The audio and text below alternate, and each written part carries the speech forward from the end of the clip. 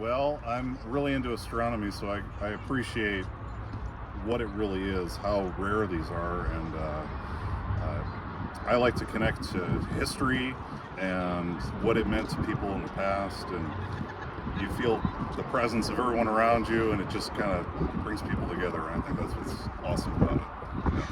Well, as far as full totality, which we didn't experience today in Council Bluffs, but we got to about 80%, meaning the moon covered 80% of the sun's surface from where we're standing.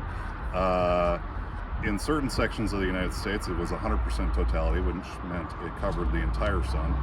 And as far as the next totality that's going to cross the United States, that's going to be in 2044. So about 20 years, yeah.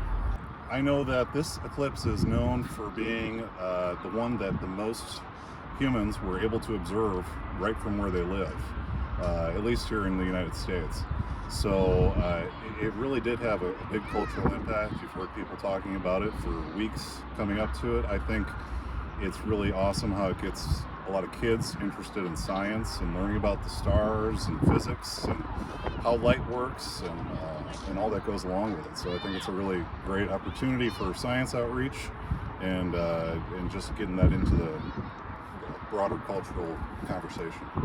Well, of course, everyone's probably seen at gas stations and grocery stores and online eclipse glasses.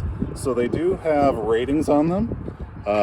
These are rated ISO 12312, and you're going to want to look out for that because that means these are actually certified to be safe for your eyes. So really, you just pop these on and you take a look up. It really shades everything out. The only thing you're going to be able to see is that sun and the moon going in front of it. So these are a great tool. I wouldn't recommend looking through these for long term, like a half hour. Your eyes will probably get a little tired of looking through those. I do have some other tools here which are lower tech.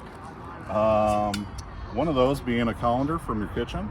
So it has a bunch of holes, and those holes act as what are called pinhole cameras. What they do is they invert the image of the sun and project it on the ground below it. So if we look over here, we're still in the eclipse. You can see the crescents of the moon in front of the sun.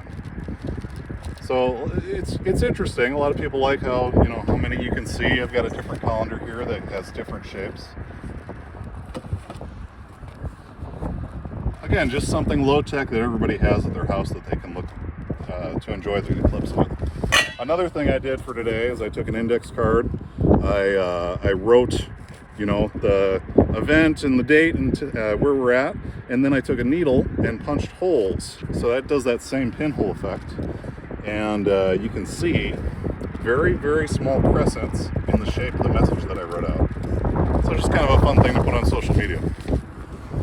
And then I have one more here, and this would be kind of a replacement for if you didn't have the solar glasses, or just to enjoy and make with your kids, just a regular cereal box.